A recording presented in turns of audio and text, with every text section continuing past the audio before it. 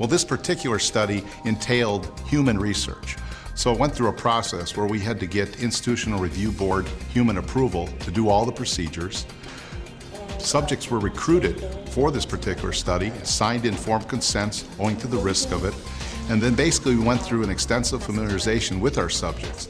And in this case, what we were looking for is how does muscle fuel really help the quality of a workout. So we had to have a workout that we've used many times in the laboratory as a kind of a model of stress in what would look like in a weight room, and basically then test muscle fuel's ability to really affect this particular workout stress.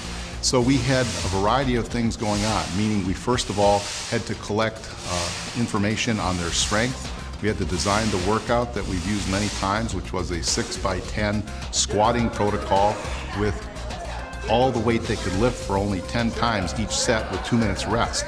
And this particular protocol is, we think of it as the so-called stress test of the weight training world, meaning it's very demanding and it challenges the body at all levels, not only physically but also psychologically to get through the workout. So we had the model, and then we also were going to look at a variety of things relative to aspects of the underlying reasons for why or why not muscle fuel might work, meaning we collected blood samples around this protocol. We collected perceptions, fatigue ratings. We did extensive nutritional backgrounds to make sure our subjects were pure coming into the study, and we did a very rigorous clinical design using both the placebo, meaning they had a condition where they used the placebo that they didn't know what it was. It could be muscle fuel, it could be something else, and the placebo in this particular study was very demanding. It really had all but really the active components. So if it was just those other components like a carbohydrate moiety or something else that was improving the performance, we would find out, we could cancel that out. So really it was the unique combination of compounds that really made for the unique aspect of this particular study. So what happened is they went through a whole series of pre-evaluations. They then were on the supplement for over 3 weeks, and then basically they would do this particular test on a given day. We would collect bloods, we would collect a variety of other information. They would in fact do this stress protocol, this 6x10 resistance exercise workout, and then we'd take bloods into recovery, and they would come back the next 2 days to follow up to see how their recovery looked.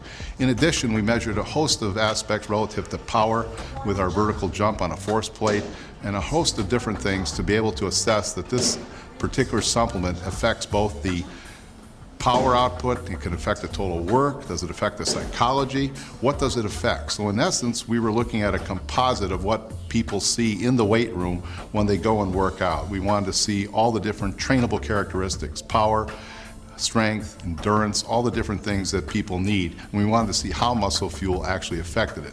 So we did this study, then took all this information and collected it all, did all the biochemical analyses, did all the statistical analyses, and finally what happened was we came up with our discovery of what muscle fuel did.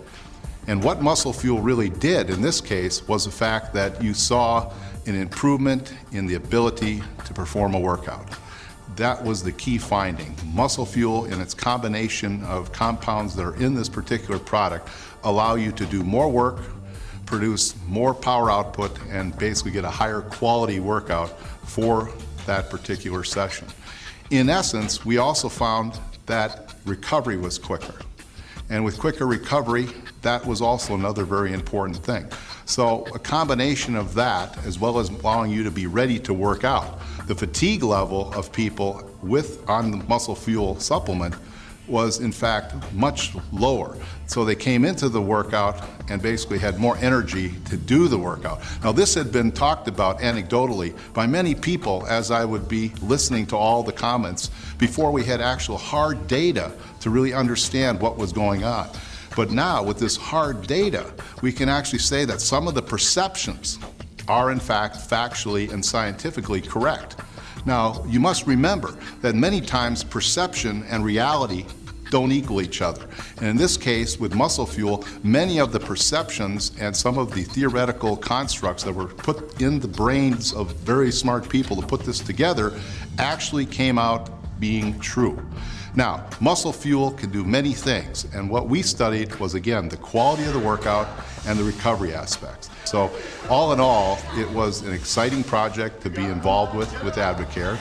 We're an independent laboratory, so we do studies, again, for a variety of agencies, federal government, and also companies. So this particular study fit into our independent research line and was funded by Advocare to really discover if, in fact, the formulation that they were thinking about using and that they had been using, was it in fact correct? Was it in fact workable? Did it produce the results that people thought would occur? And ultimately, it did. And that is the end of a long story that went over well over a year with many people involved, a team of scientists, a team of great test subjects who sacrificed a lot to make sure that what they did gave the best possible results. And just a host of people, from dietitians to scientists to technicians, and ultimately the success of the formulation team and the product development team at Advocare, that in fact they did it right. What happens after a study is completed and we've done all our work? We then draft the manuscripts that are going to go out to a scientific medical publication.